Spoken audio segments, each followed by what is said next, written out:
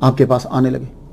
मालूम है आपको कि सालिक जो है वो इस तरफ नहीं पढ़ते, और यह करामत को इसलिए तो अच्छा नहीं समझते, खुद सादिर होगी तो हो गई, लेकिन वो दनिस्ता तौर पर ऐसा नहीं करते। क्यों? वो कहते हैं कि इससे शोहरत होगी, लोग आएंगे, जब लोग आएंगे तो काम गया।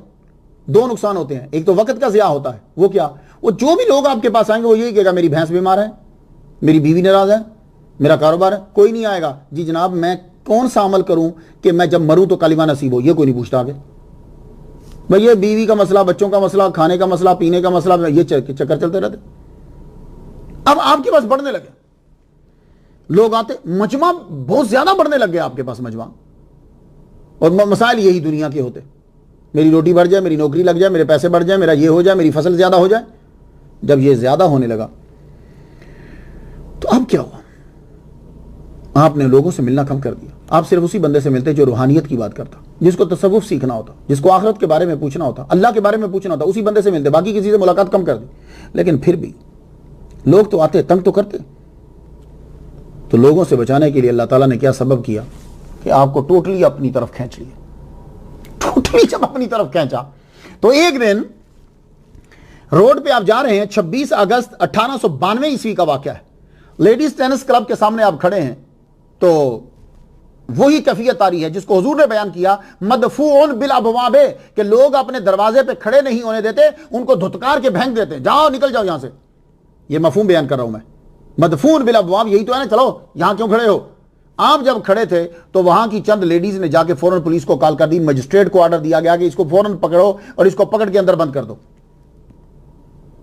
तो डर गई, आपको पकड़कर, मजिस्ट्रेट का चूंकि ऑर्डर था, आपको पकड़कर लूनेटिक असाइलम में बंद कर दिया गया। लूनेटिक असाइलम में जब बंद किया गया, कैद कर दिया गया, बाहर लॉक लगा दिया। शिकायत जो है वो ऊपर से पहुंची थी अंग्रेज औरतों की वजह से, तो आपको जरा सख्ती की, पक्का सा कमरा, जेल खाना, सेल बंद कर दिया, लॉक लगा दिया। उस वक्त आपकी उम्र 32 साल थी, लॉक लगा दिया। दूसरे दिन देखा कि बाबा मोहम्मद ताजुद्दीन नागपुरी रहमतुल्लाह अलैह बाहर सड़क पे फिर रहे, बाहर सड़क पे फिरे। और जिन लोगों ने अंदर करवाया था, भाई सारे लोग वही तो रहते थे, जिन लोगों ने अंदर करवाया ये तो बाहर फिर रहे हैं। मजिस्ट्रेट का फिर ऑर्डर पहुंचा, उस वक्त वहां डॉक्टर अब्दुल मजीद होते थे। डॉक्टर अब्दुल मजीद को फौरन ये क्या चक्कर है कि जिसे अंदर रखना था तो वो बाहर फिर रहा है, क्या तुम्हारे लूनेटिक असाइलम के अंदर क्या सिक्योरिटी नहीं है? उन्होंने कहा जी मैं खुद करता हूं, मैं अभी देखता हूं। तो देखा कि बाहर आप सड़क के ऊपर जो है वो फिर रहे, रोड के ऊपर। लोग जो है वो गए, आपको पकड़ा, पकड़ के फिर कमरे में बंद कर दिया, ताला टिका के लगा दिया, बंद कर दिया। दूसरे दिन देखते हैं कि फिर बाबा सड़क के ऊपर फिर रहे हैं, तो डॉक्टर अब्दुल मजीद दौड़े दौड़े गए, मैं कमरे में तो देखूं, मैं तो खुद बड़ा ताला लगा कर आया था। देखा तो बाबा अंदर बैठे हुए,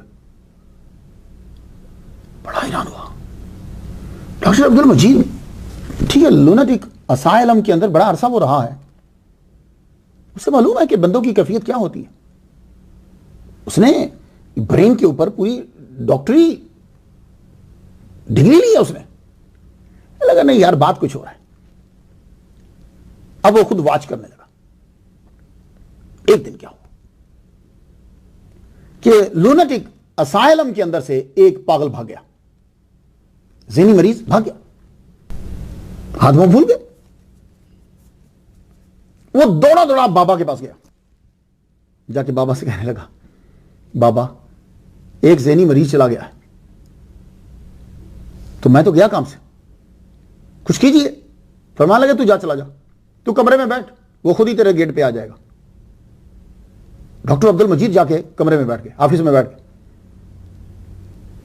ऑफिस में जब बैठ गए, अब देखते क्या है कि रात गुजरी, सुबह के टाइम वही जो ज़हनी मरीज भाग कर गया था लूनेटिक असाइलम के अंदर से, वो मेन गेट के ऊपर खड़ा और चौकीदार उसे पकड़ के अंदर ले आया और ऑफिस में पेश किया, जी ये है बंदा। डॉक्टर अब्दुल मजीद से पूछना भाई तुम कहां गए थे, किधर चला गया था तू? कहने लगा जी मैं जा रहा था आपके घर की तरफ, घर की तरफ जा रहा था, आगे से बाबा ताजुद्दीन मिल गए। बाबा ताज मुझे कहने लगे चलो बाबा चल, वही तो अभी मुझे छोड़ के गए हैं तुम्हारे गेट पर। डॉक्टर अब्दुल जलील उसी वक्त भागा ऑफिस से, जाके देखा तो वो ताला लगा हुआ दरवाजे के ऊपर, वो अपने सेल में और अपने कमरे के अंदर बैठे हुए मुराकबे में। अब हालत ये हो गई कि डॉक्टर अब्दुल मजीद जो है वो आपके कदमों में ही बैठा रहता, आपसे तसव्वुफ की तालीम लेता, पूछता। उसे मालूम हो गया कि ये कोई बहुत बड़ी हस्ती। डॉक्टर अब्दुल मजीद की